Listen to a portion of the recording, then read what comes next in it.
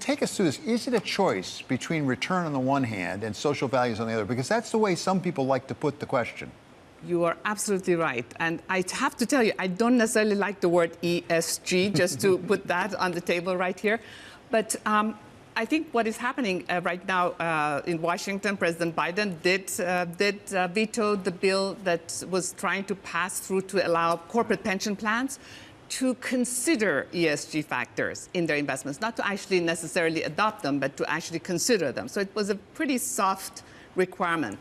I think that what that is not showing us is what you said, which is right now, if you and I were investing in, let's say, renewable energy, we would have lost this year, just in 2023, 1.4% or so. Of course, today the markets got pretty murky, but if you had invested in oil and gas, we would have lost 3.8%.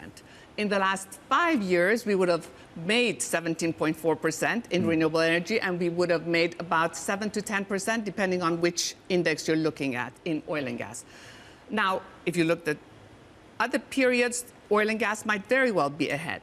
But what does that mean? It means for investors, renewable energy is really economic. It has now changed the technologies with us such that clean energy happens to be economic. So when you're looking at purely financial decisions, it should certainly be part of your portfolio. So I wonder, if I can put it this way, how much of that's on the fundamentals? That is to say, you can actually make more money by taking environmental. I'll just take environmental, sure. So I won't bother with ESG, okay?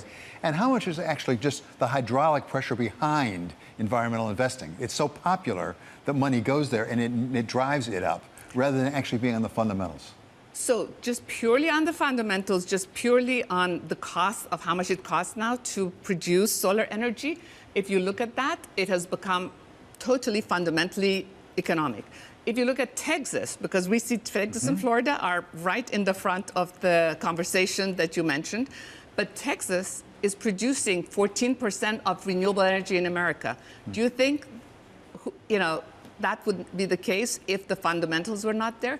They're just as we speak building a huge wind farm that will produce energy for 3 million households, just because it is cheaper than the existing oil and gas. So what you have, let's say in Texas, is the oil and gas community is continuing to produce oil and gas because you need that for the transition, but they are also moving into putting more of their money into wind energy and solar energy. Afsaneh, you've been in the markets for a good long time. You've observed all sorts of different positions.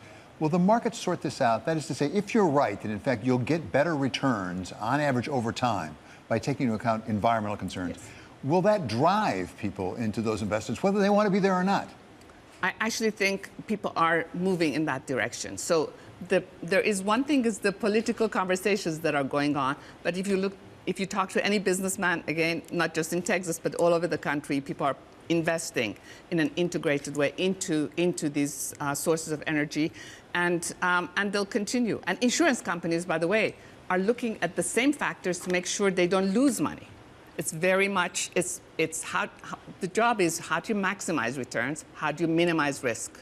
Both of those are very important for investors. So I'll just again say with climate rather yes, than social and governance for the moment, has it gotten a bad name because some people are using it as a marketing technique? It's actually hard to know which companies are actually making decisions based on it as opposed to just saying they are, because everybody wants to say they're environmentally correct. I think you're absolutely right. There's the greenwashing, the green bonds led to some companies that were even using coal, calling themselves green.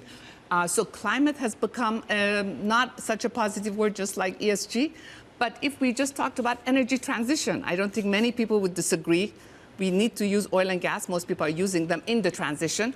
But we're moving towards cheaper, sustainable energy. I think everyone is doing that, whether you're looking at Saudi Arabia, UAE, or Texas. Let's go international just for a moment. Actually, we talked today with the U.S. nominee to head the World Bank, Ajay Banga. You know him well. Very good friend and great inspired choice. And I wonder, though, is the United States and Western European countries insisting on some of the poorest nations of the world to go entirely to zero emissions, no fossil fuels, when in fact that's not happening in the United States, it's not happening in Western Europe. There's a transition, as you're talking about it. So if you talk to the Minister of Energy in a place like Nigeria or Indonesia, they would say maybe it's being a little hypocritical that we're all using in Europe and in the US coal and oil and gas and telling them not to invest in their natural gas industry to replace imported coal. And I think you need the hydrocarbons in these countries during the transition. At the same time, solar and wind is equally cheap. So if I was in their shoes, I would be exporting my gas over to Europe and using my solar. Is RockCreek getting an advantage by using ESG?